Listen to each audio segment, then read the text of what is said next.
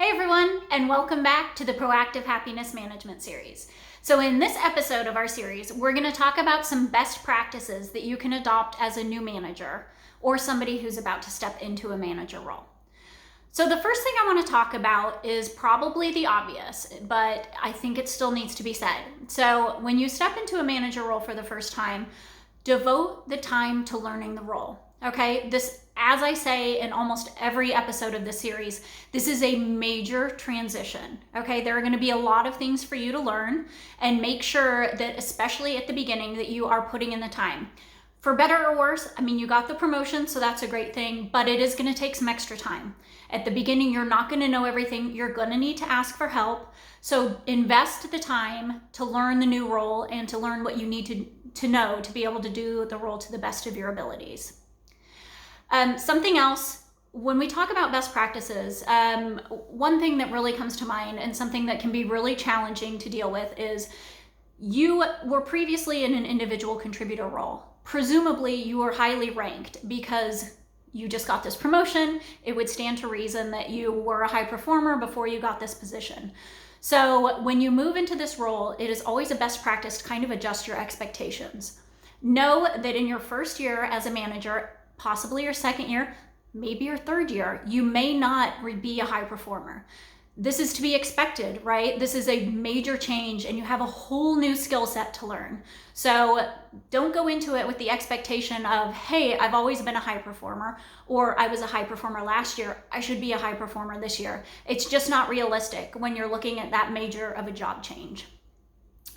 Another best practice that I would suggest for somebody who's new to the world of management and managing a team is to work on your humility, right? So rolling up your sleeves. When it comes time to be busy, get in the trenches with your team. This is always a good idea to build trust, to build that rapport, that engagement with your team.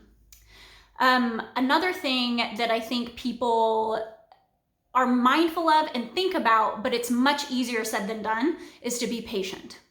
So again, this is something that I mentioned in a couple of the episodes in the series, but being patient with both yourself and with others is a big part of being successful in this role. It can be really hard when you've always just, been a high performer, when you've always done things really well, when you did your previous job, you had it down pat.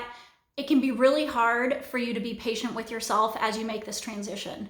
So be patient with yourself, and again, a reminder to be patient with others, okay? So when you make this transition, and I talk about this a little bit in the Buddy to Boss episode, but when you make this transition, even if it's not a buddy to boss situation where you're growing up within the same team, even if it's coming from another group or you're coming from another organization, whatever the case may be, you're not the only one going through this transition, right? The rest of the team is going to be going through a transition as well. So be very patient with them as well as they go through this transition and figure out how to process it and how to move forward effectively.